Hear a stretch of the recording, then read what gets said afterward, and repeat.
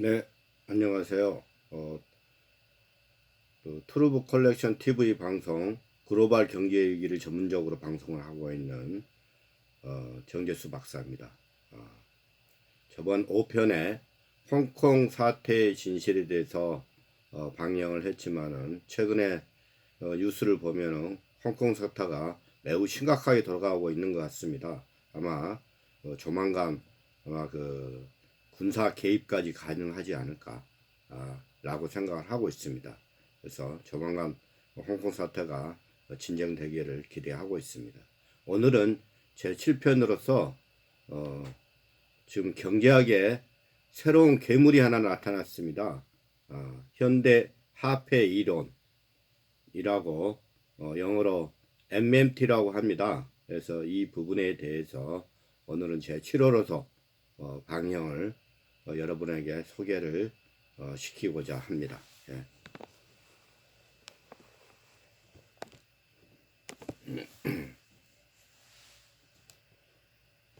현대 화폐 이론 MMT 모니터리 디어리라서 현대 그 화폐 이론입니다. 예. 그래서 뭐 여러분이 이게 현대 화폐 이론이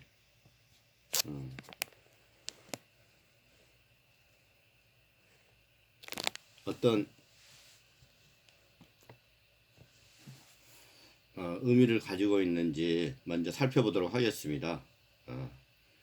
정부와 민간이 돈이라는 걸 어떻게 생성해 내느냐에 대해 기존 그 경제학과 다른 관점에서 접근을 하였습니다.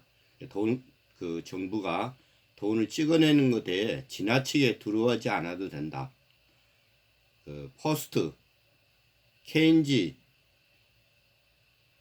학자들의 주장입니다. 그래서 향후 케인지 학자들이 나온 어떤 주장인데 아마 이게 미국의 양적 완화를 지원하기 위한 그런 경제학적 논리를 뒷받침하기 위한 논리에서 나왔지 않냐. 그래서 제가 앞전에 괴물이라는 용어를 썼지만은 이게 어떤 학술적인 근거라든가 학술적인 어떤 여러 가지 어떤 이론이 정확하게 정리가 되어 있지는 않지만은 최근에 미국이나 일본에서 크게 대두가 되고 있습니다. 그래서 현대 통화 이론으로서 이 부분이 중요하기 때문에 설명을 드리고자 합니다. 그래서 이 부분은 법정 통화가 존재하고 통화를 무한정 요새 이야기하는 양적 완화죠. 무한정 발행할 수 있는 정부는 파산하지 않는다고 또 주장을 합니다. 그래서 정부가 많은 빚을 지고 있는데도 불구하고 그러한 부분들이 쉽게 이야기해서 경제 균형을 통해서 버텨나갈 수 있다. 뭐 그런 어떤 논리겠죠. 그래서 정부가 재정 적자를 감수하고 완전 고용을 실현해야 된다. 뭐 이런 부분들은 이해는 하고 있습니다. 그렇지만은 재정 적자를 통해서라도 고용을 통해서 끌고 나가야 된다. 뭐 그게 아마 현대 통화 이론가들의 주장입니다. 그래서 어떤 부분은 수긍이 가지만은 전반적인 어떤 그런 부분에서는 이해가 안 가는, 그리고 경제학적 이론이라든가 또 현실적인 어떤 상황에 맞지 않은, 다만 현재 미국이라든가 일본, EU 국가가 양적 완화를 하고 있지 않습니까? 그러한 부분에 대한 어떤 경제학적 이론 제공을 뒷받침하기 위해서 나왔던 논리가 되지 않겠냐, 그렇게 저는 보고 있습니다. 좀 더 구체적으로 살펴보도록 하겠습니다. 주류 경제학적 관점에서 본다 그러면은 이 민간 부분 정부가 있습니다.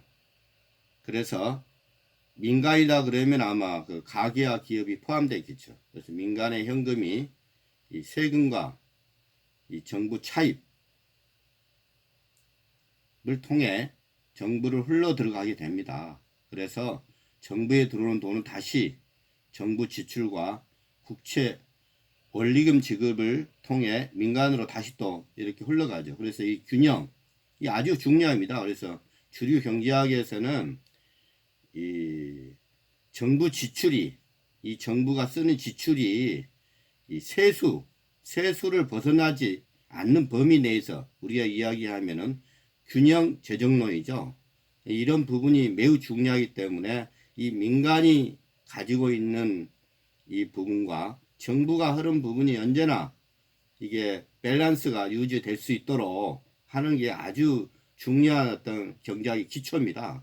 이런 어떤 그 경제학의 관점을 벗어난 현재 이 정부 지출이 과도하게 이 부분이 과도하게 늘어났을 경우에 결국은 그 국가 GDP를 능가한 빚이 늘어날 경우에 그걸 어떻게 경제학적으로 이론을 뒷받침해 줄 것이냐. 그게 바로 현대 통화 이론입니다. 현대 통화 이론. 그래서 이 부분을 좀 살펴보도록 하겠습니다.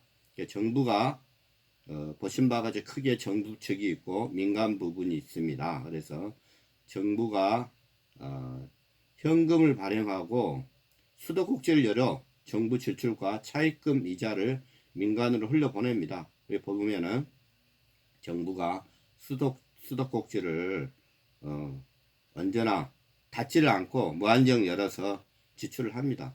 그리고 정부가 그 안에 채권 등 발행했던 부분에 대한 정부 차입금의 이자를 또 민간 부분 흘러가죠. 이렇게.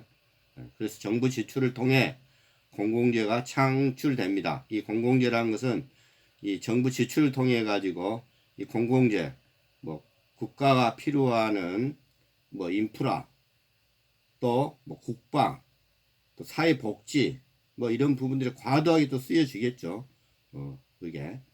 이게 공공재가 창출됩니다. 그때 민간의 현금이 넘쳐 물가 상승이 되고 인플레이션이 벌어진다는 이야기죠. 이 부분이 민간 부분이 물가 상승을 통해 조짐이 보이면은 이 배수관을 또 열어서 이 배수관을 열어 세금으로 걷어들이거나 아니면은 정부 차입을 통해 정부가 국채 발행을 통해 국채 계정으로 옮긴다. 이게 이 부분이죠.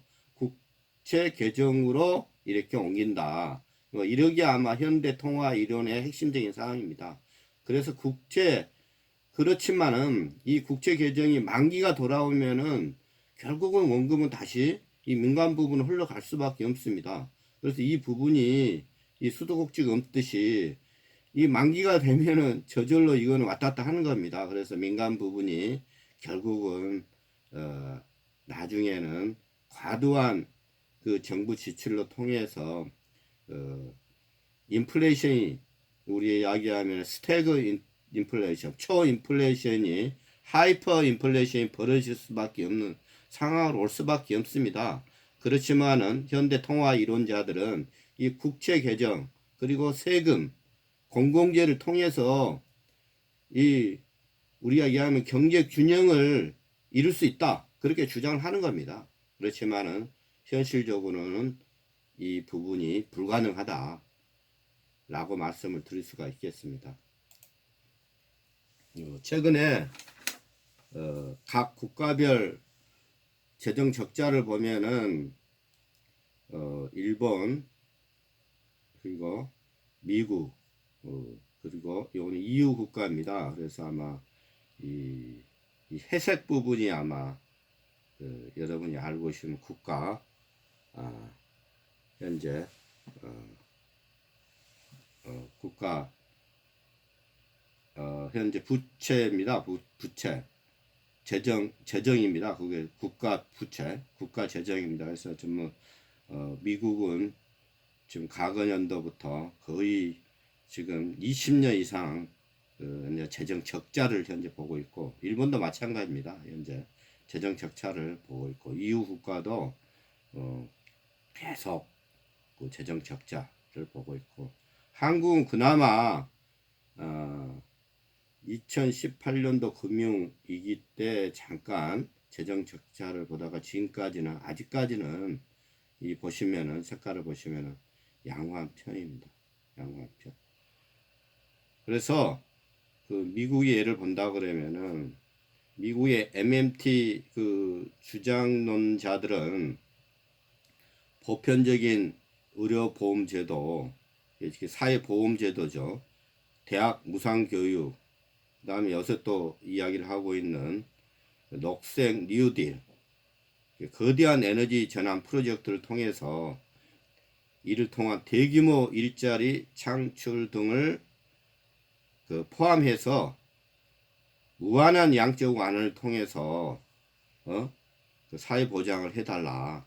뭐 이런 부분들이 저번 선거에서도 많이 대두가 됐었고, 향후 내년 선거에서도 이런 부분들이 MMT 이론가들이 크게 이런 부분들이 대두가 되지 않을까 그렇게 보고 있습니다. 그래서 또한 미국은 매년 재정 절벽에 현재 그 도달이 되고 있습니다. 이게 재정 절벽이라는 게 뭐다 그러면은 그 의회가 정한 재정 적자 상한선에 도달이 되면은 정부는 의회의 새로운 승인 이전까지는 재정 지출을 중단해야 됩니다. 그래서 올해 초에도 트럼프 정부 올해 초에도 연방 정부가 셧다운 될 만큼 재정 적자가 악화되어 있는 상황입니다. 그래서 올해 아마 여러분들이 뉴스를 통해 가지고 재정 적자가 됐던 것을 이미 알고 있는 걸 알고 있습니다. 그래서 미국은 1970년부터 현재까지 매년 보신 바와 같이 매년 재정 적자를 하고 있습니다. 그래서 더군다나 2009년, 2008년도가 아마 그 글로벌 금융위기가 미국발에서 터졌지 않습니까? 그때 2009년에는 무려 GDP 대비 13.1%까지 재정 적자를 봤습니다. 그런 심각한 어떤 상황에 있는데도 불구하고 MMT 이론가들은 보신 바와 같이 이러한 부분들을 이론적인 어떤 배경을 깔아서 양적 완화를 할 수 있는 여러 가지 배경을 만들기 위한 수단으로 나왔던 경제학적인 그런 이론, 뭐 이론이라기보다도 어떤 주장, 저는 그렇게 주장이라 보고 있습니다. 그런 어떤 논리가 되지 않겠냐 그렇게 생각이 듭니다. 한국은 최근에 와서 내년 예산을 우리나라는 아직까지는 정부 재정이 적자를 보고 있지 않지만은 벌써 2020년 예산이 슈퍼 예산을 현재 운영을 하려고 국회에 상정 중이지 않습니까? 역대 최대인 513.5조 원을 내수 경기를 위해 확대 재정이 필요하다고 그렇게 봅니다. 하지만은 재정 건전성 측면에서는 우리나라는 매우 그러한 부분에 대해서는 검토가 필요하다. 저는 그렇게 보고 있습니다. 비근한 예로 일본의 MMT 주장가들이 주장을 하는 부분에 일본의 이러한 부분 20년 동안 양적 완화를 해도 큰 문제가 없다. 그렇게 주장을 하고 있습니다. 그래서 일본의 면면한 현실을 살펴보도록 하겠습니다. 일본은 1996년 거품 붕괴 이후 일본의 가계와 기업 모두 저축을 늘려왔습니다. 이에 따른 수요 부족 문제가 악화되면서 장기 불황에 빠졌습니다. 1990년 거품이 꺼지기 전까지 개인과 기업 모두 대규모 차입을 통해 부동산과 주식, 자산을 매입했습니다. 하지만 자산 가격이 폭락하자 자신의 가치는 큰 부분이 사라진 반면 부채는 그대로 남았게 됐습니다. 이 부채를 갚기 위해 허리띠를 졸라매자 수요가 급격히 감소하였습니다. 기업의 부채는 상대적으로 단기에 상환되어 해소되었지만은 개인은 거품 붕괴로 떠안게 된 부채를 청산하기 쉽지 않았습니다. 따라서 기업은 더욱 확장을 통한 투자가 불가능하게 되어 장기 불황의 늪은 갈수록 깊어만 가고 있습니다. 그래서 잊어버린 30년이 이러한 내용입니다. 왜 제가 일본의 장기 불황을 이야기한다면은 우리 한국 경제가 이런 일본의 장기 불황과 유사한 형태로 가고 있지 않나 그런 어떤 우려 속에서 제가 MMT 이론가들이 주장하는 부분을 제가 적실히 잘못된 부분을 지적하기 위해서 이 부분을 제가 거론을 했습니다.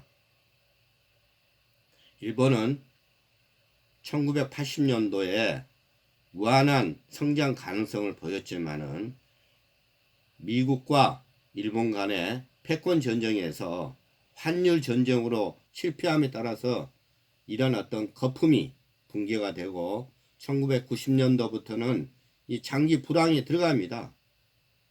그래서 최근에 아베노믹스로 정부가 재정 적자를 메우기 위해 대규모 양적 완화로 경기 부양을 하고 있지만은 이 근본적인 해결은 안 되고 정부 부채만 늘어가는 것이지 이게 해결점은 아니다는 이야기죠. 그렇지만은 MMT 이론가들은 20년 이상을 초인플레이션 없이 이끌어온 사례라며 주장을 하고 있습니다. 이런 부분들이 여러 가지로 모순되는 어떤 상황이지 않을까 저는 그렇게 보고 있습니다. 최근에 현대 화폐 이론에 대한 그 유명한 투자 대가들의 평가를 보겠습니다. 브리지워터 설립자 순환 경제를 모델로 투자를 하고 있는 레이 달리오의 이야기를 들어보면은 금리가 0%로 고정되고 양적 완화가 비효율적일 때 통화 정책의 변화는 피할 수는 없다. 다음 경기 침체에는 미국이 현대 통화를 도입하게 될 것이다.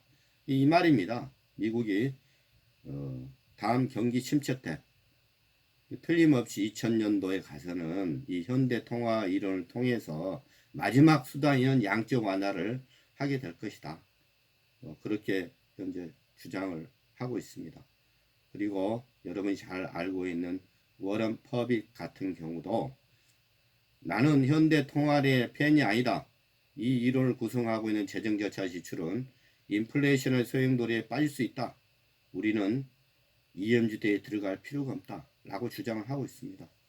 또한 행동주의 투자대가 칼 아이칸도 똑같은 논리입니다. 정책 위반자들이 현대 통화인을 수용한다 그러면은 인플레이션은 살아나고 통계에서 벗어날 수 없다. 어느 한 지점까지 돈을 인수할 수 있지만은 그 위에는 매우 위험할 수 있다라고 주장을 합니다. 그래서 이러한 어떤 투자 대가들이 이구동성으로 현대 통화 일화에 대한 잘못된 부분을 현재 지적을 하고 있습니다. 그래서 이 균형 재정론의 반기를 들고 있는 이 MMT 이론가의 중에 이 스테파니 켈리 교수가 있습니다. 이분이 아마 스토니 브룩 뉴욕 주립대 경제학과 교수를 알고 있는데 이분이 아마 저번 미국 대통령 선거 때 버니 샌더스 민주당 대표 주자로 선거에 나왔던 샌더스는 정책 자문을 했기 때문에 이 샌더스가 아마 MMT 이론에 어떤 걸 주장하고 있지 않냐 다 그렇게 보고 있습니다. 그래서 이분의 이야기를 들어본다 그러면은 설비와 실업이 있을 때 재정 지출로 생산을 늘릴 수가 있어서 인플레이션을 유발하지 않는다 라고 주장을 합니다. 물가 상승 시 세금을 올려서 화폐를 거두려면 안정하다. 그래서 일본 사례 국가 부채 비율이 이 미국의 3배를 넘는데도 현재 일본이 아마 264% 정도 되죠. 국가 GDP 대비 국가 부채가 물가 급등이나 채무 불이행이 없다고 MMT를 20년 이상 실천한 나라라고 이렇게 허구성을 주장을 하고 있는 어떤 균형 재정론의 반기를 든 MMT 이론가 중에 한 사람입니다. 그런 부분이 앞전에 제가 설명을 했던 부분처럼 이 부분은 틀림없이 우리가 이야기하면은 일본은 큰 경제적인 공황, 큰 위기에 올 수밖에 없다. MMT 이론은 그러한 어떤 부분을 해소할 수 있는 근본적인 해결점이 안 된다라고 저는 보고 있습니다. 그래서 이런 부분들이 있기 때문에 여러분들이 MMT 이론에 대한 허구성, 그 다음에 향후 미국 대통령 선거가 내년에 임박해 있습니다. 이런 부분에서 아마 앞전에 설명했던 뉴딜 정책, 그 다음에 사회보장, 사회보험 이런 부분을 등을 얻고 많은 후보자들이 이 MMT 이론을 통해서 그 선거에 슬로건으로 나오지 않을까 그렇게 저는 예측 가능합니다. 향후 전망을 살펴보겠습니다. 내년 12월 미국 대선을 앞두고 현대 통화 이론은 본격적으로 조명될 수가 있습니다. 트럼프는 1% 정도의 금리 인하와 양적 완화를 주장을 하고 있습니다. 현재 4QE죠. 3QE가 끝나고 또 본격적인 양적 완화를 더욱더 하기 위해서 현재 트럼프는 현재 금리 인하를 해달라고 현재 패드를 통해서 여러 가지 어떤 수단과 방법을 통해서 압박을 하고 있지 않습니까? 그러한 부분들이 우리가 내년 2020년에 경제적인 어떤 상황을 예측 가능합니다. 그래서 전통학자, 금융 전문가들을 비난하고 양적 완화를 위한 허구적인 이론이다. 초인플레이션으로 경제 대공황을 갈 수 있는 가능성이 높은 그러한 부분으로서 이 이론의 허구성에 대해서 오늘 살펴보았습니다.